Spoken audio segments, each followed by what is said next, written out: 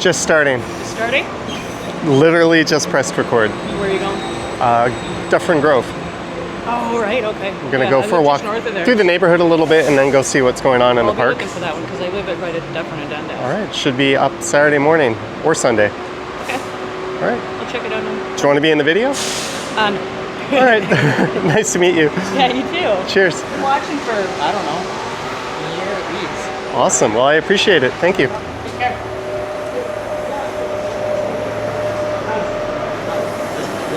That was a friendly viewer asking if I was just starting or finishing a video.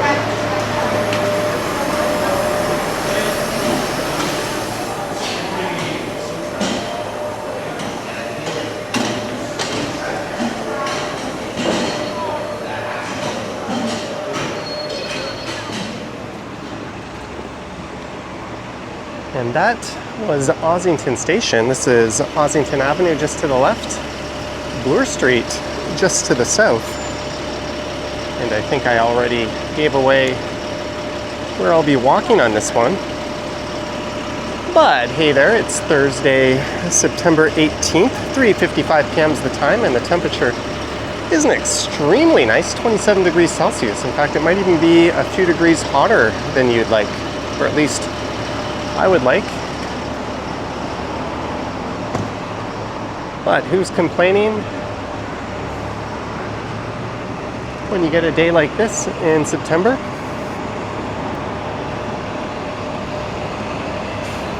And this stretch of Bloor Street between Christie Pitts and Dufferin is called Bloorcourt Village. And just east of Christie Pitts is Koreatown.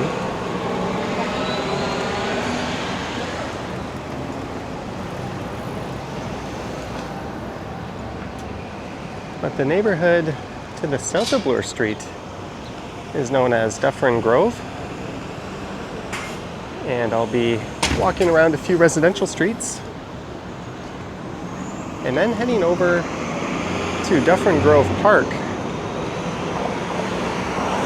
where there's been a somewhat controversial encampment that the police cleared out yesterday. So we're gonna go see what the scene is like over there.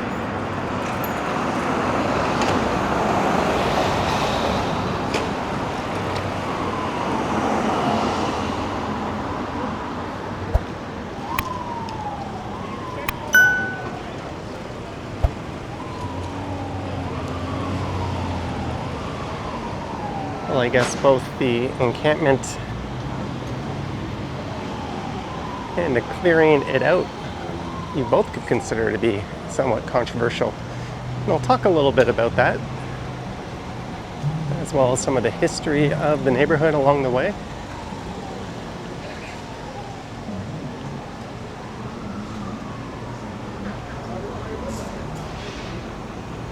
This is a really neat stretch of Bloor Street. Package payment and then since you want to stay. And I'll be making a left, I think, at Dovercourt,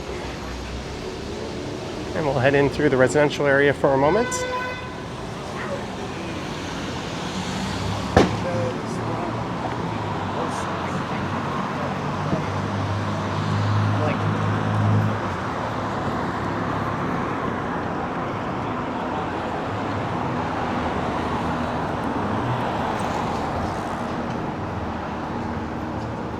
And there's a lot of colorful street art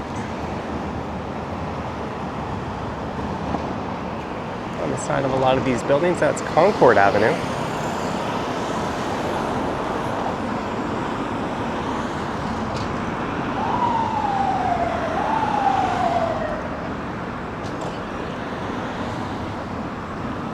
There's the popular Long and McQuaid music shop. But Dufferin Grove itself is located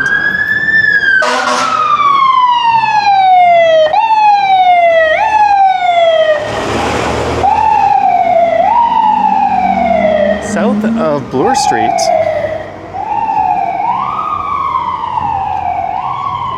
of College Street.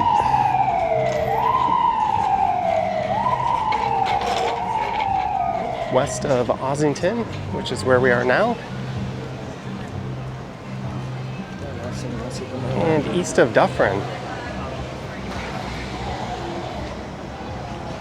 Well, that would describe the entire neighborhood, and of course, that's where I am.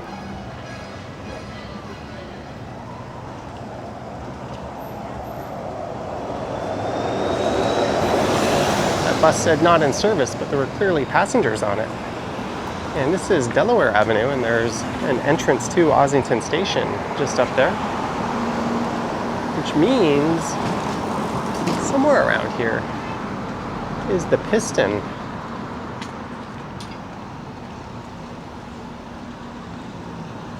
Place I've gone to for more than a few 90s nights.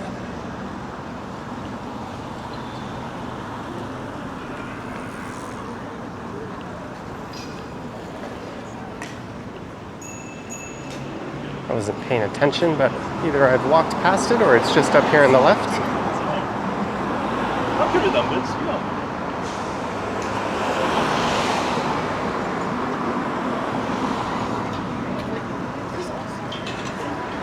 Yeah, I believe I went right by it. There's Hurricanes, Authentic Ethiopian, the Nazareth Bar.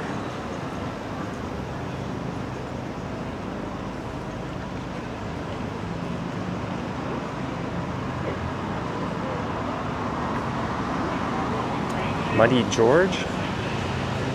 That's a clothing shop.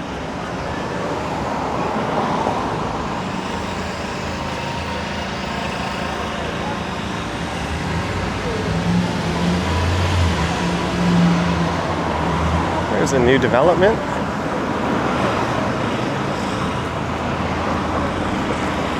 Quite a bit taller than most of the buildings on Bloor Street.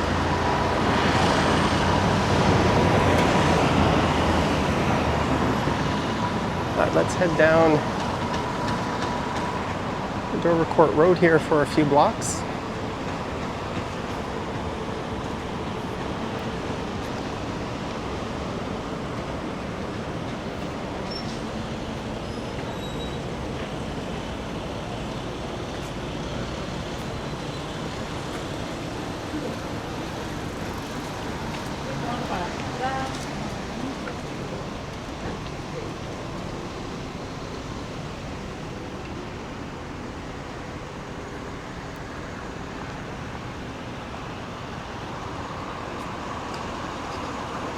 And this land, for much of the Dufferin Grove, was originally owned by the Dennison family.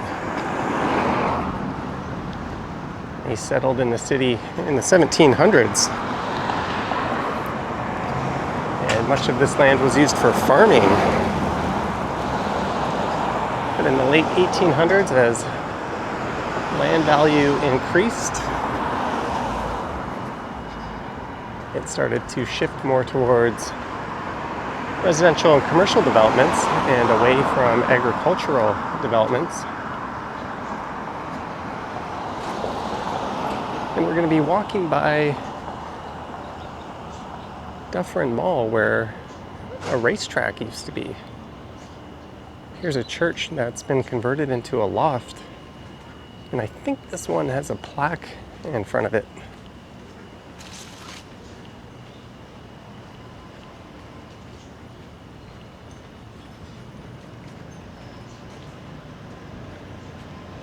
Was it removed? I remember, oh, there it is. This was the Centennial Methodist Church, dating back to 1906.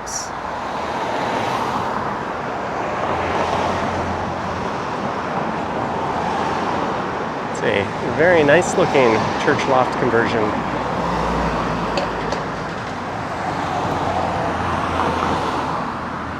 So we'll make a right onto this street coming up Hepburn.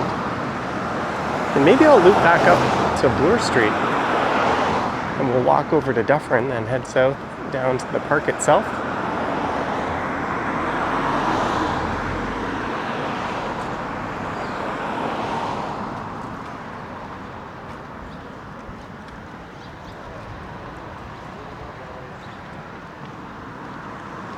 park and charge your EV there on the street.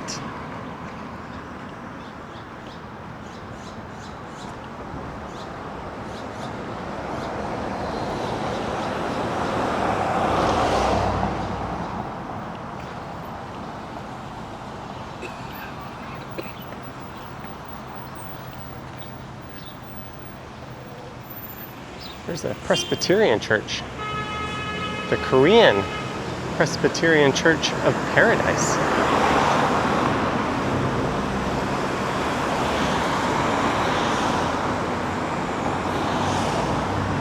So there's about 10,000 residents in this neighborhood. And it's mostly these low-rise, detached semi and townhomes.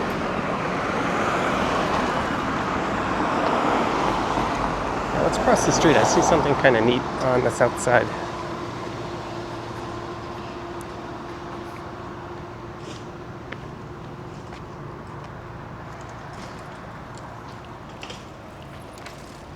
And many of these homes were built between the 1890s and 1930.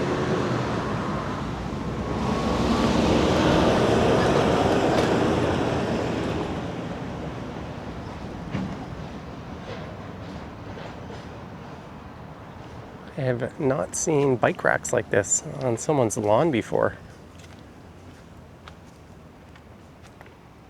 There's someone collecting parking tickets.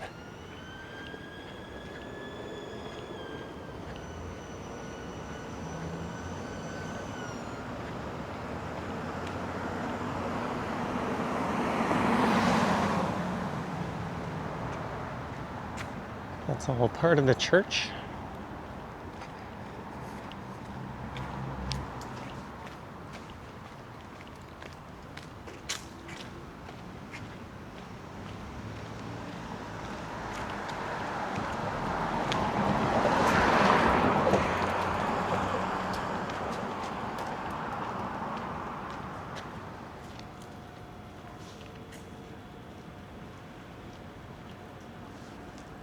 Well, apparently this building here has been converted into residences.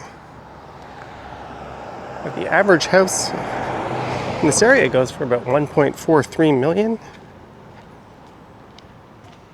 The average condo in this neighborhood is about 800,000. And just to the south of here is Little Portugal, and there's a strong Portuguese-Canadian population present.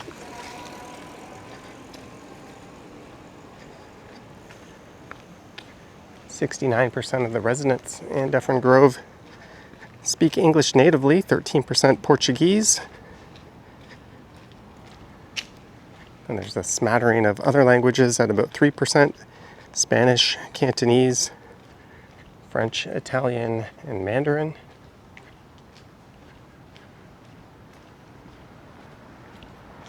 This is Rusholme. Let's head back up to Bloor just for a little bit. And we'll walk over to Dufferin Street and head down to the park.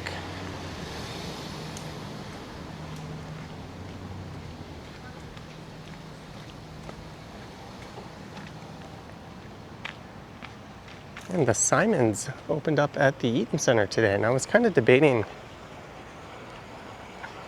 if I should go record that today or do this, but I did a walk that passed through the Eaton Center yesterday.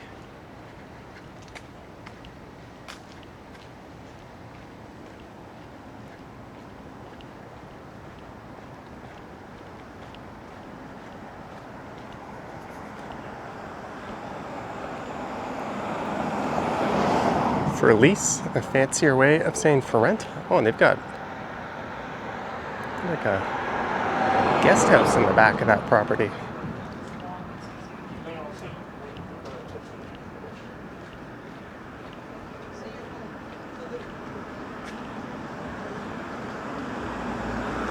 It's quite a nice neighborhood.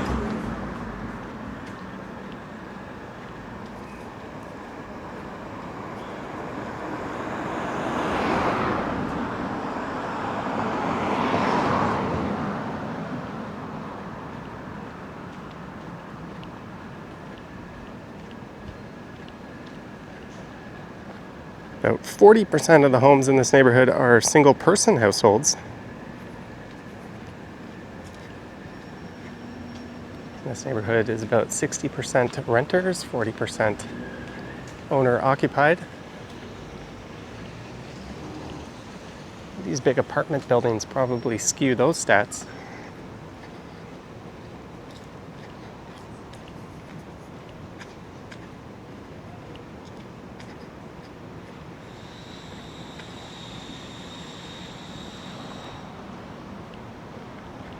I think I read the average household income in this area was about 145,000 Canadian.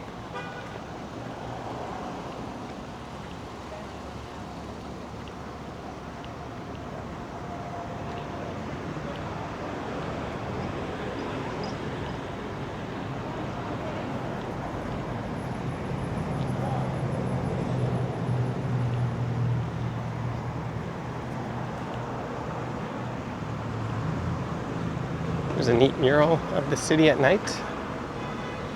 Looks like that view is supposed to be from the islands.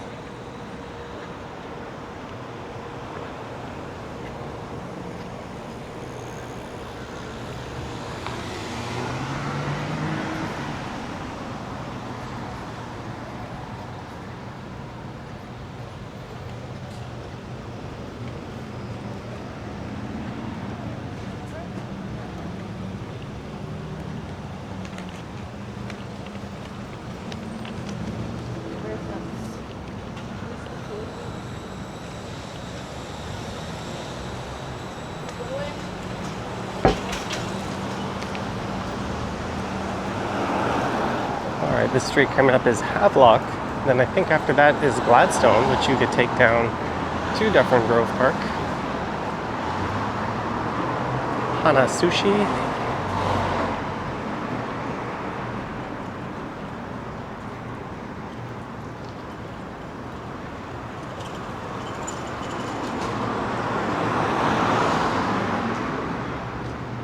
It is pretty quiet this afternoon.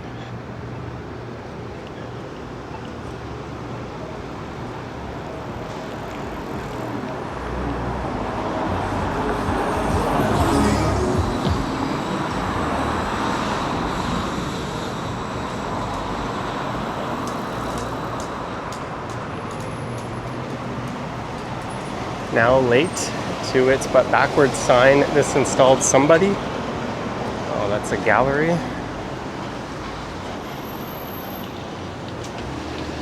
Little attempt at being clever.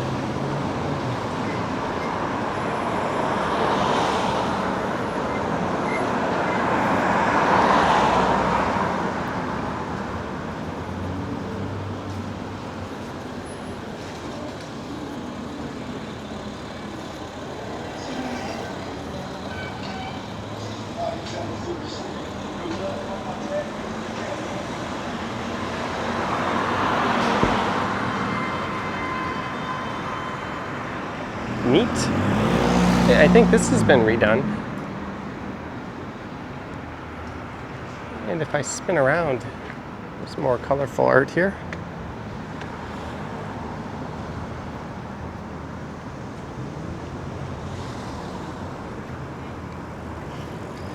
Coming up is a library that dates back to 1913, and it was the first public library in the entire city that was built entirely with public funds. The older Carnegie libraries that came before it would not qualify. It's the Bloor and Gladstone Library. Oh, I see.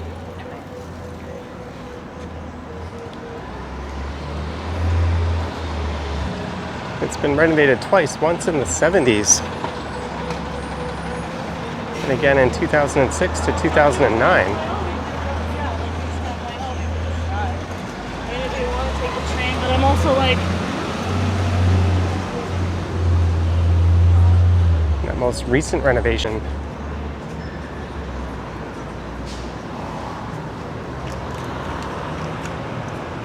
is this part here on the right side.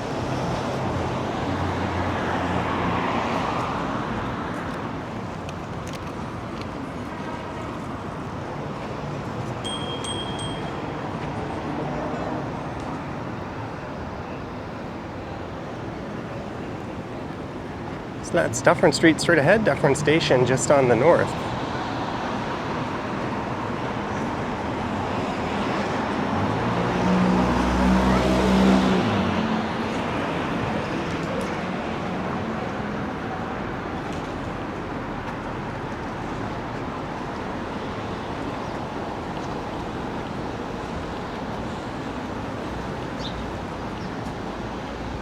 And it's the site of a massive redevelopment.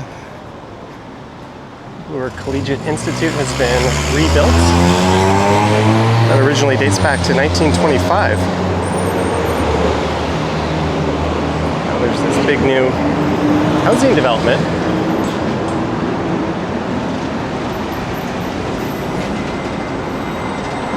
And the new school sits behind it. Kind of walked through those grounds in a prior video.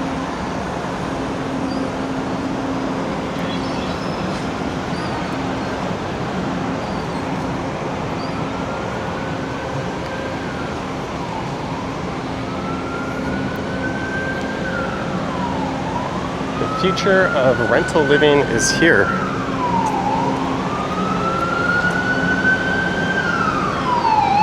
I hear sirens.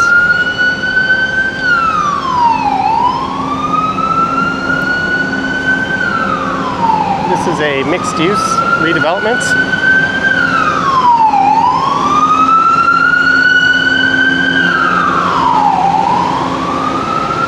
That was also the site of the old Kent Senior Public School. And there's going to be over 2,000 residential units, including a 56-unit, 8-story affordable housing building.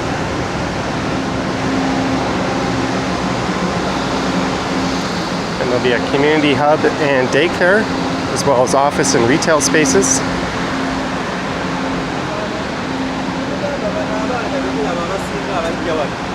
And just up ahead on the right is Dufferin Mall.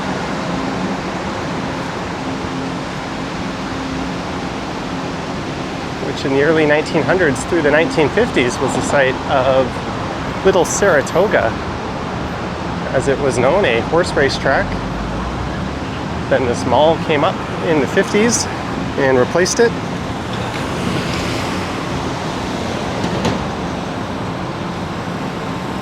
I've done a few videos walking through there.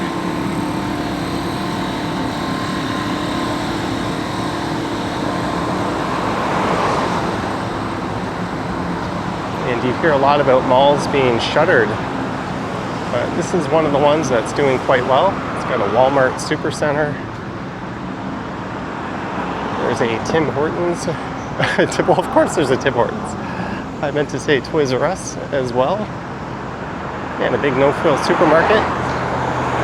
It's also got an H&M and a lot of the usual suspects. But coming up, just on the left, is what kind of inspired this trip. The Dufferin Grove Park, which has had quite the recent history of encampments.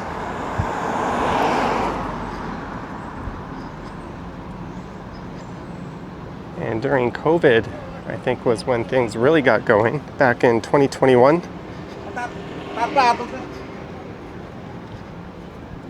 There was a large social services initiative called Housing First.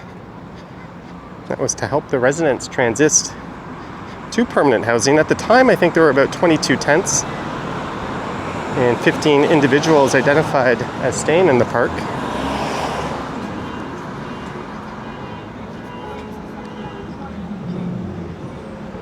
But in total, the city said about 90 people received support and 101 tents or structures were removed. And in 2023,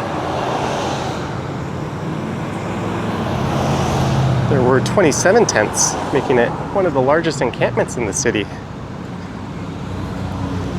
And there appears to be an event going on in the park, a day after it was cleared out.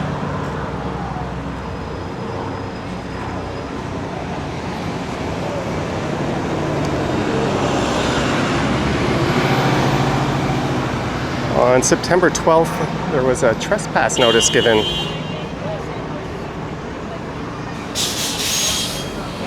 A Blood Brothers Brewery up there. Oh, this is the Dufferin Grove Farmers Market.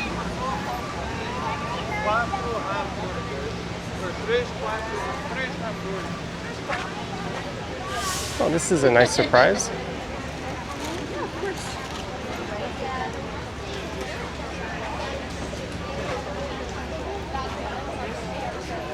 I obviously did not do my homework because I was not expecting this.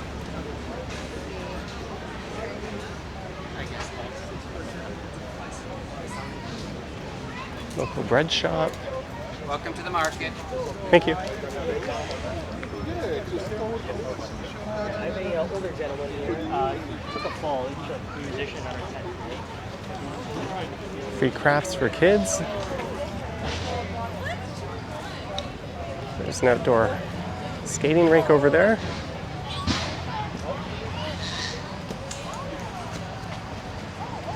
Oh, to check out this here guy?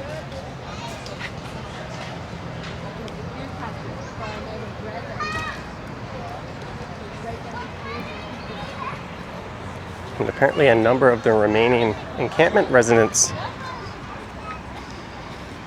declined multiple offers of assistance and rehousing.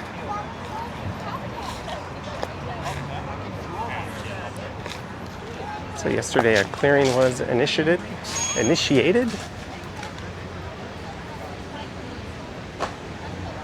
And I think I caught a glimpse of some tents still remaining.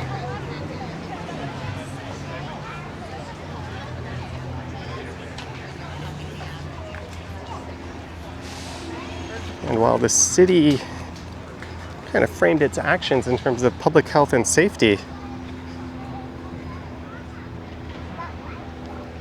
as what often happens when they try to clear out encampments, a number of residents stated they were safer in the park than they were in city shelters,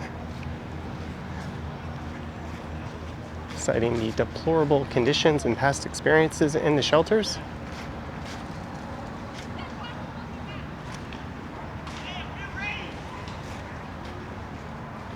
There seems to be a police or security presence over there. There's someone with a vest, probably a bulletproof vest, walking around.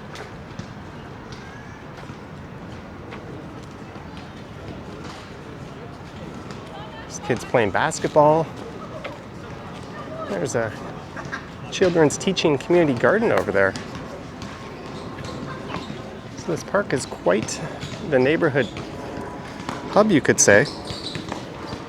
I was on Reddit and one user said, I live across the street from a shelter and a park. The park was nice for maybe 3 weeks after the city reopened it.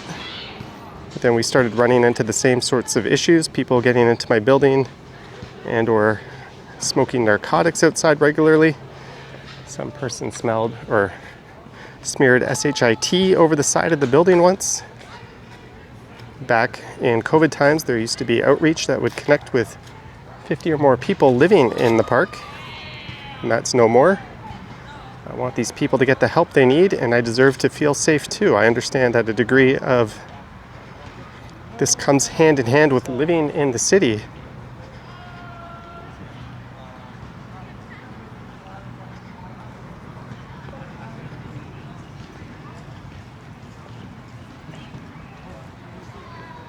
I don't want to get too close.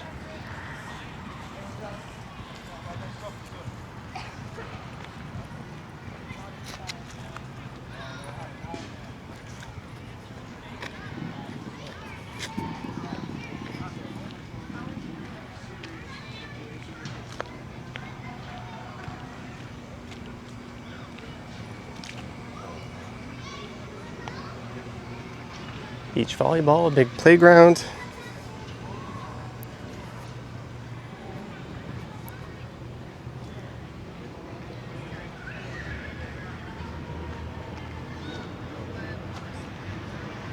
It's a City of Toronto truck over there.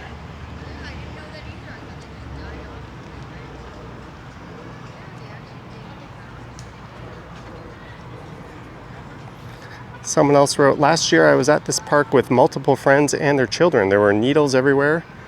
Unfortunately, people were using drugs and high in front of the children.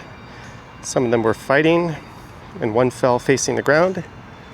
There's a massive problem that the government is not addressing. Those people will not look for help without social services being involved.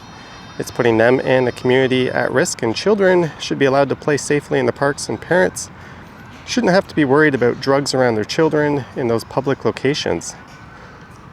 It is sad all the way around, but definitely those spaces were not planned for this, and the government needs to help people that are in a vulnerable place, relocating and providing the help that they need. And another user said something that I agree with, along the lines of, while the city has provided safe injection sites, and that has certainly helped reduce the number of overdose deaths, they did nothing to address the problem of addiction and mental health. I think it's a case of there's people that peacefully exist in these parks. I don't think people would really take much of an issue with that. But it's the people who don't peacefully exist where you end up with such necessary measures being taken.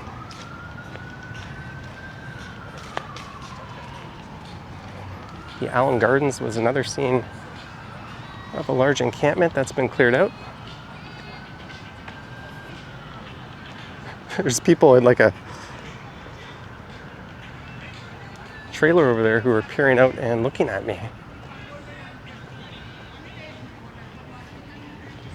So I can definitely sympathize with the residents in the area. They just want a clean, safe space to bring their children to, walk their dog. But sadly, I think the real answer, well, there's a lot of emergency lights on the other side of the mall in Dufferin, is not what our governments really want to hear, and that's that they gotta pony up But like, you could just chat with them and see what they think. and build hospitals and institutions and provide the necessary compassionate support that people need. That's something nobody seems to want to do. But if they don't do that, you're really just playing whack-a-mole. And they also have to go after the source of the substances themselves, because that's a big contributor to a lot of the problems.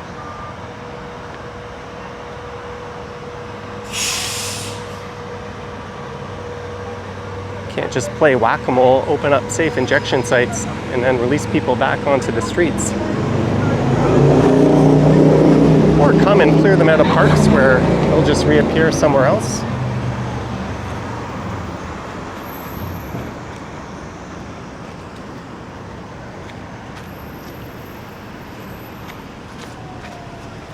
That fire truck is straight ahead. I'm thinking of doing a live stream. I might just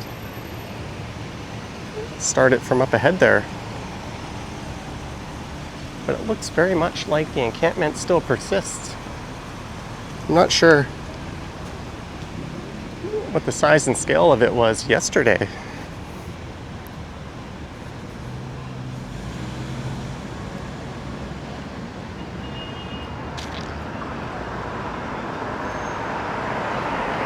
There definitely seems to be a very lack of coordinated effort between the cities, the province, and even the federal government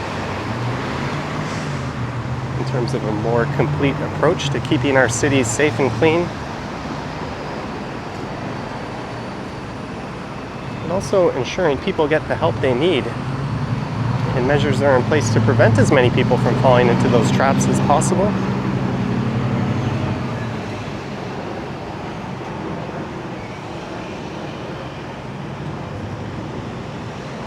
And especially given the inflation and cost of living crisis,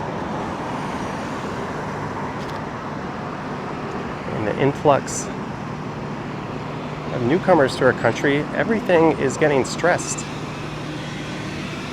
And problems like this are never going to go away on their own.